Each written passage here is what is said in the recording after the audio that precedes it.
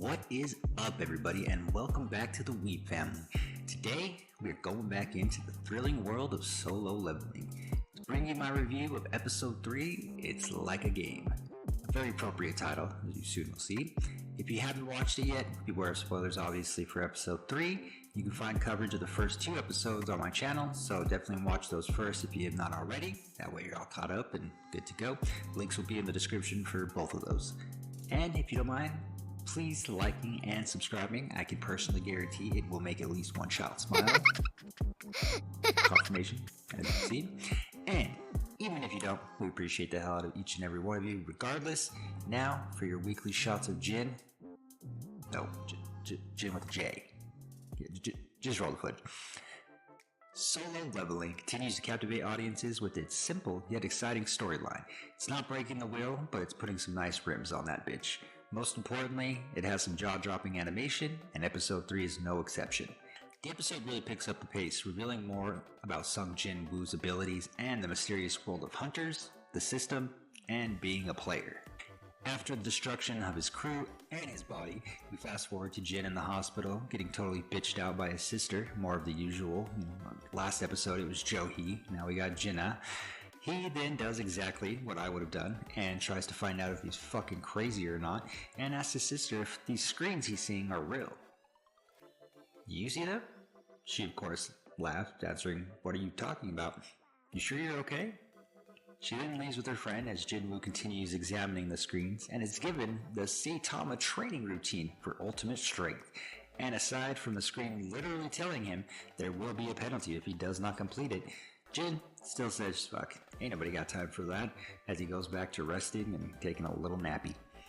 Don't worry, we will get back to our MC after this short break. Hey, evening family, and just real quick, huge shout out to the sponsor of this video, being the Weeb family. That's right. If you need to be entertained via anime, they are your go-to, and all you have to do is click this button. And by subscribing, again, we increase not only your risk, but a real chance at winning some above par I am no Murata custom anime artwork. At no cost to you. In all seriousness, if you don't mind, we truly appreciate each and every member of the Weeb family. All you gotta do is subscribe, comment the art that you'd like, and we will get you taken care of and pick some winners monthly. We then jump right back into it as we get back to Fire Force candidate Guildmaster Choi, as he lets Cha-Hei in, aka the baddest chick in the verse, know she needs to train up these noobs and make sure their guild's a little bit more respectable, as they got some big B dungeons coming up. Clearly hinting again at the insane strength that she possesses, and if you have read the webtoon, I bet like me you are all just wondering what she is spelling right now. I can't help it every single time. I'm just curious, I need to know.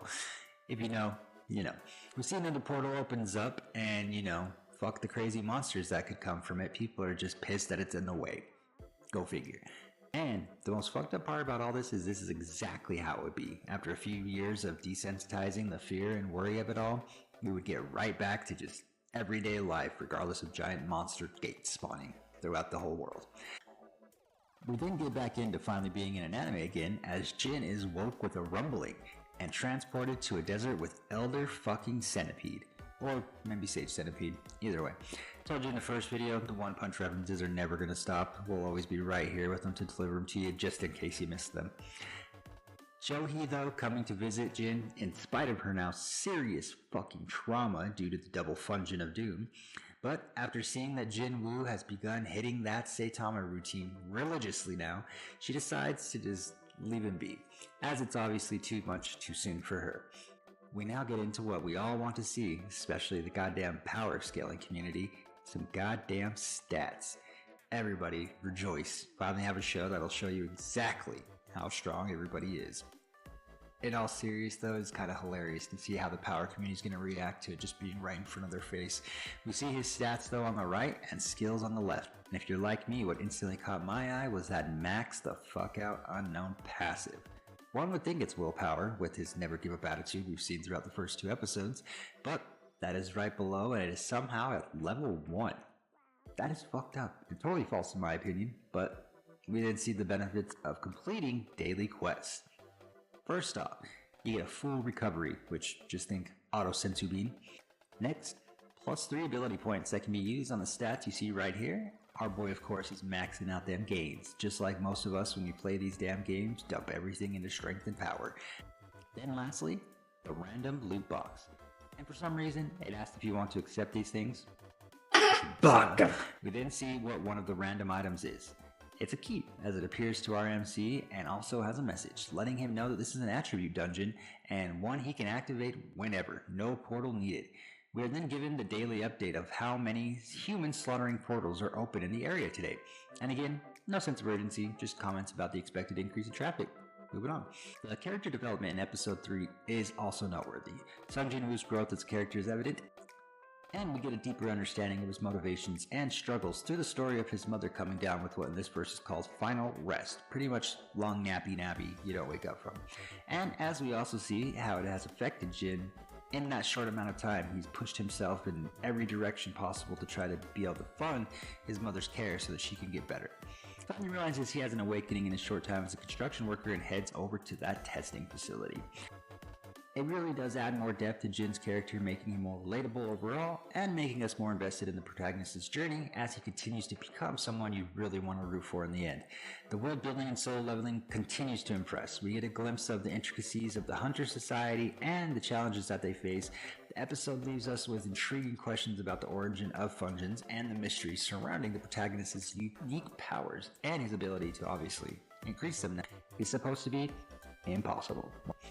Once you're given your grade as a hunter, that is it. You cannot increase nothing else. Maybe you can become more skilled as a fighter, but your actual mana level will never increase.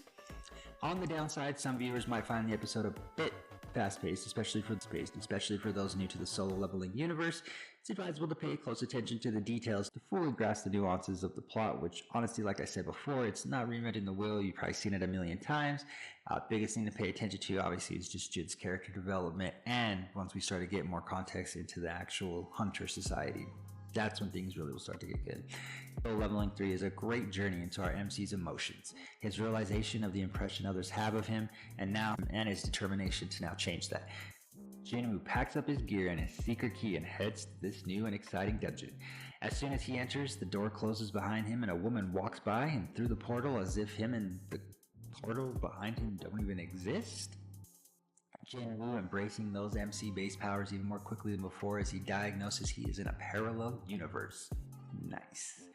He realizes, regardless of his terrible win-loss record, 0 for 54,884, and regardless that he is alone in a completely unknown dungeon, he readies the fuck up in a solo squad lobby and begins whooping some Clash of Clans looking goblin ass like you would not believe.